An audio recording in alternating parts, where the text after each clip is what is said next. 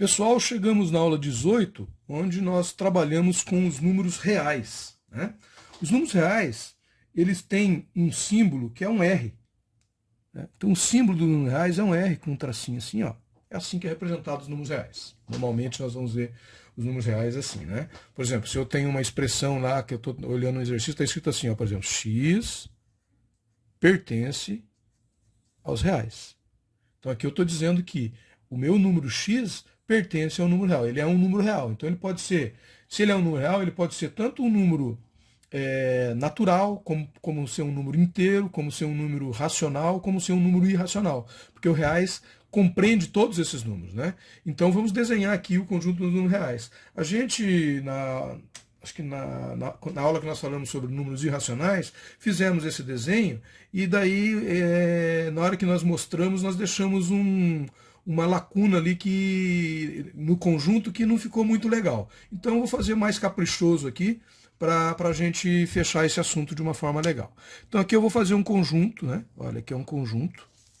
Vou fazer uma com reguinha aqui para ficar mais bonitinho, né? Esse conjunto todo aqui, ó, imagine que são todos os números reais, tá? Então esse conjunto que nós estamos fazendo aqui, ó, são todos os números reais. Então, esse conjunto que nós desenhamos aqui é de todos os números reais, certo? Daí, eu vou pegar e vou dividir esse conjunto assim, ó. Vou dividir esse conjunto assim, ó.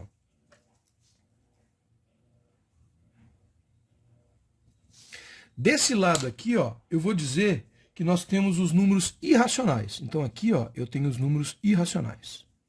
E desse lado de cá, eu vou dizer que nós temos os números racionais. Olha aí, ó. Aqui eu tenho os números racionais. Só que veja, dentro dos números racionais, eu também tenho os números inteiros. Então, dentro dos números racionais, eu vou pegar e fazer um conjunto aqui, ó, que compreende os números racionais, todos, né? Só que, dentro desse conjunto, eu também tenho o que são os inteiros, que são formados por Z. Então, veja, se eu tenho um elemento que está aqui, ele é só racional, ele não é inteiro. Vamos até colocar um exemplo. Esse elemento aqui, por exemplo, ó, é o 2/3. Eu poderia ter um outro elemento aqui, que seria, por exemplo, o 1/2. É uma fração, é um número racional, mas não é inteiro. Poderia ter um outro elemento aqui, que é racional e não é inteiro, que é, por exemplo, uma dízima periódica, 0,33, etc. Isso aqui é uma dízima periódica, é um número racional e não é inteiro. E, por fim, eu tenho os números naturais. E os números naturais todos os números naturais são inteiros. Então, eu vou representar os números naturais aqui, ó. Aqui tem os números naturais. Os números racionais, normalmente, a gente faz um tracinho assim, né? Beleza. Então agora eu vou apresentar. Qual que é um número inteiro que não é natural? Um número inteiro que não é natural é o 2, por exemplo. O 3. Ou seja, todos os números inteiros positivos são inteiros e não são naturais. Desculpe, negativos.